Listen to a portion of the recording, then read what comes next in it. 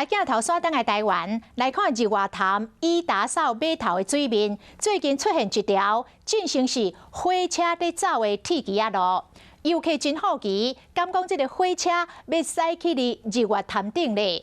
原来这是新起的水上自行车道。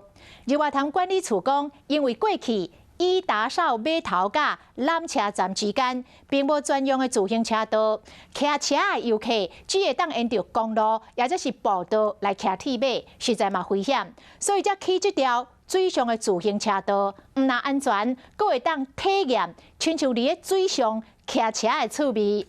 讲农历过年前就会当来启用。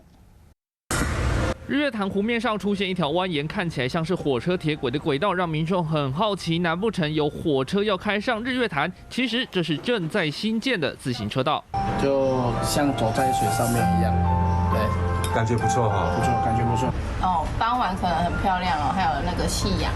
可以在日月潭上骑自行车，民众听到都觉得很兴奋，都说会想要来体验。不过这只是新建自行车道的原因之一。日月潭管理处说，主要还是为了考量单车游客的安全，才会规划这一条从伊达邵码头延伸到缆车站的自行车道。我们目前走3线，走3边呢是有一条步道，但是这个3边的步道呢，它常常会崩塌，因为或者是说它照不到阳光，所以会比较湿滑，所以偶尔会有一些游客受伤的状况，那甚至会有虎头蜂的状况。不过，想要在水上建自行车道并不简单。日管处说，车道经过地方水最深有10几公尺，工人得抢在半夜低水位时打桩施工。不过，目前的工程进度已经达到70%，希望能够在年底前完工，春节前正式启用。